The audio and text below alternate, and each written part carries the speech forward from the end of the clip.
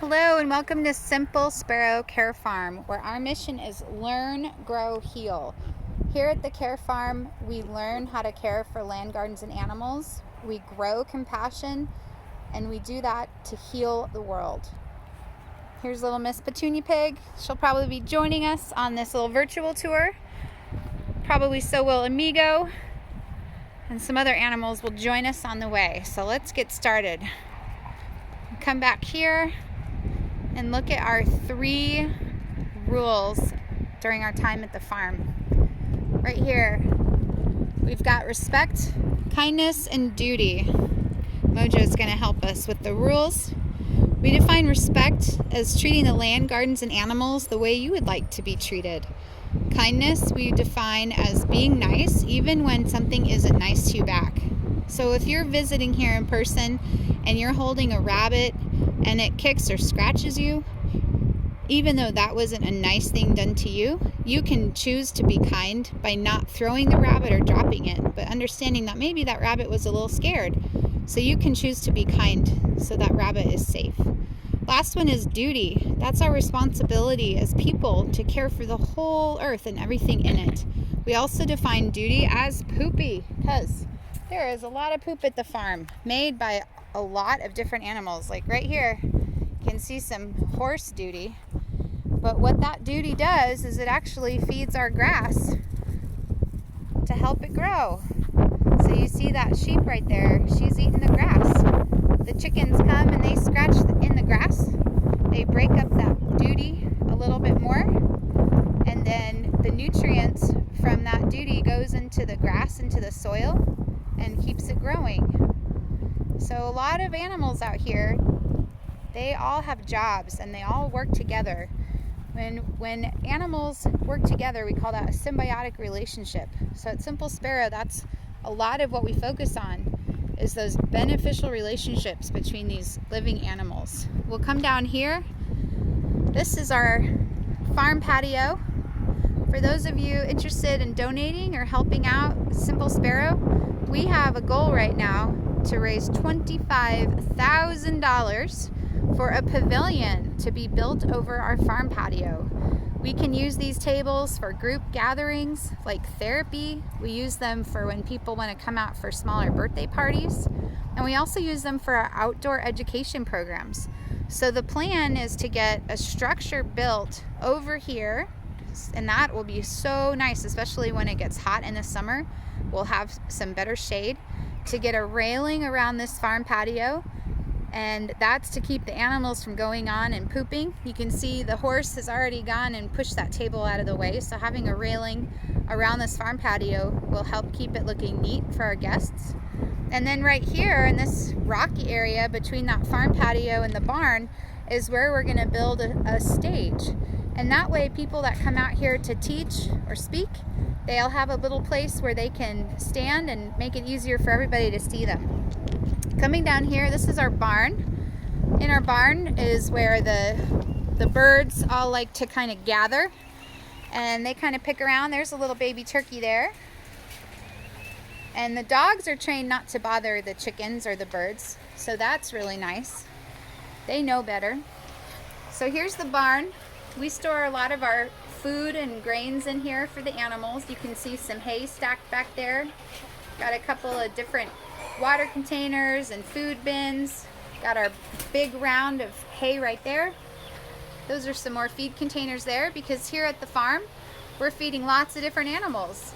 We feed the sheep, we feed the horse, goats, turkeys, chickens, guineas, geese, a llama, lots of things. So all of them have different nutritional needs, and we want to provide the best food for them. Out here is the farmyard. You can see way in the back there, that's Jacopo the llama, and he's our herd guard. So he protects the goats from coyotes. We've got a couple of different other structures out here. That blue structure to the left, that's the little blue coop where our younger kind of elementary age chicks go when they outgrow their little brooding pen. The brooding pen is where they go when they're newly hatched. As they get older, they don't need a heat lamp anymore, so they go out to that blue coop. This bigger coop out here that has the rooster crowing and saying y'all, that's on the right. That's our pigeon loft. And a pigeon loft is where we are raising our homing pigeons. Some homing pigeons were donated to us in early 2020, and they live in there. So we'll walk down this way. We're gonna head towards the greenhouse. We had a wonderful team of volunteers come out earlier in 2020 and actually build that greenhouse for us. It was good timing. It was right at the start of the pandemic, and we still had projects that needed to happen. So we were very thankful for their help to erect this greenhouse. It's right next to the pigs. This is Lucy and Ethel. You can see that they're very talkative. Lucy's the pig on the right. She's the pink pig, and and Ethel is the black pig. You can hear them talking to me. Hi, pig girls. Hi, pig girls. In our greenhouse, we store all of our all of our garden equipment. We also have that bin of pig food right there. And pretty soon we're going to be having a bunch of seeds started in there. We've planted a lot of them. Here's our garden.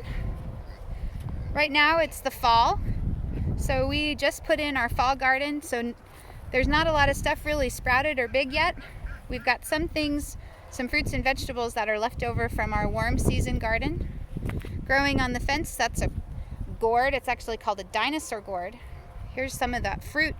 It's just starting to grow, but you can see that's a little tiny baby gourd right there. Here's our grapevine. And those grapes on there were really super yummy this year. They taste like real grapes.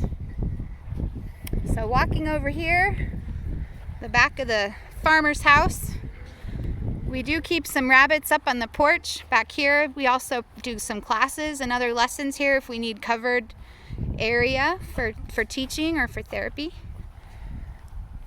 Back here, we have the rabbit house. And the rabbit house includes this nice runaround pen for the rabbits so they can get some exercise and not have to be in their cages all day.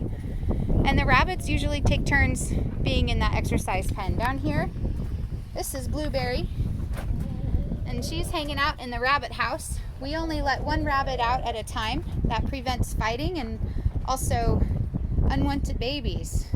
So one at a time. We have about 20 rabbits right now. A lot of these rabbits are donated to us by students who have raised them for FFA or 4-H and can't take them to college with them. And we also get a lot of pets donated. Maybe the family got allergic to the rabbits or they could no longer care for them. So the ones that we're able to adopt out, we do. Other rabbits, maybe they had kind of a background of neglect or abuse, and they don't really make good pets. So they get to live here and learn about gentle handling, and we have teams of volunteers that help us do that. So if you are interested in volunteering, that is one of the opportunities, is holding rabbits. Back here, it's actually front here. This is our chick porch, and on our chick porch is where our little baby chicks live. These are all in brooders. Remember, that's where the baby chicks go right after they hatch. So you can see the younger ones, they still need a heat lamp, and they're just super tiny and small. We've got a bunch of different breeds out here. These guys are actually guinea fowl on this page, and they're just about ready to go out. But we have all these different ages. We sell a lot of our chicks and chickens, and that's another way that we can just bring in some revenue. Other ways that we are able to operate is through generous monetary donations. We definitely do all that we can to raise money and to earn the money, but it costs us about $600 a month to feed all these animals, and then we also have staff to pay. So we're spending a couple $1,000s every month just keeping our operations going, and any little bit of donation helps that. Amigo? We also have different opportunities for people to donate for vet care. We encounter that. We try to keep our animals as healthy as possible, but sometimes they get sick, and those vet bills can be very costly. Mojo. Walking out here, just see more chickens being happy, scratching up. They're good workers. Again, they scratch up that duty that's in the grass, and they find the bugs, and they keep everything pretty healthy.